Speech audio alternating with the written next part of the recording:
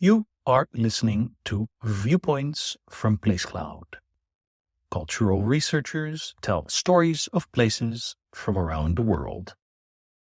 For the full multimedia experience and to support the creators you enjoy, visit placecloud.io. As you can see, Blackheath Park is a peaceful, grassy area just the other side of the A2 from Greenwich Park. Blackheath was used as the setting for a climactic voodoo ritual in 2004 cult horror film London Voodoo. The film follows American businessman Lincoln, played by Doug Cockle, who brings his wife and new baby to London for work. When they move into their new townhouse in Greenwich, Lincoln's wife Sarah, played by Sarah Stewart, discovers a ritual burial site in the basement of their home. Though the discovery is unusual, at first they think nothing of it. However, as Sarah spends more time at home, her behavior begins to change. Her moods become erratic, her behavior unrecognizable. She flits between being cold and angry. She dresses unusually, becomes sexually aggressive, and even alters the way she moves.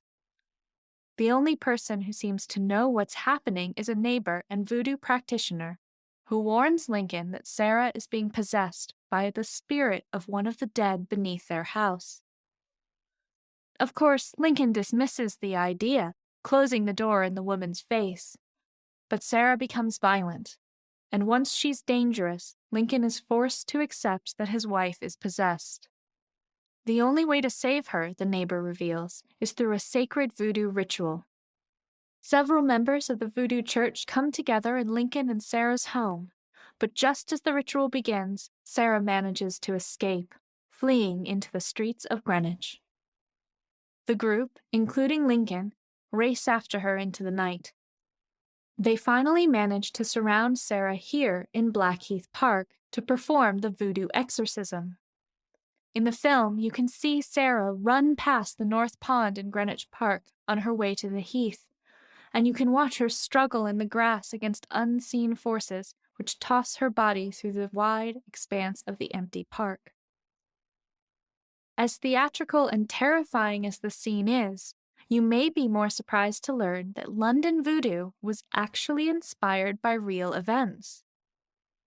In 2001, the torso of a young Nigerian boy was discovered floating in the Thames near Tower Bridge.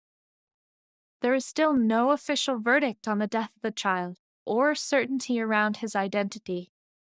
But in 2002, someone came forward claiming that the child was part of a larger trafficking ring which brought African children to London for use in voodoo rituals.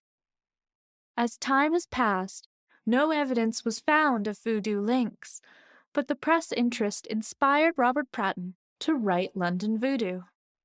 Of course, the location in Greenwich is additionally atmospheric, as it's also home to many other films, making this scene on Blackheath part of a long tradition of British horror that goes back to the 1930s. If you want to learn a bit more about Greenwich-based horror films, you can visit one of my other viewpoints at the nearby Royal Naval College.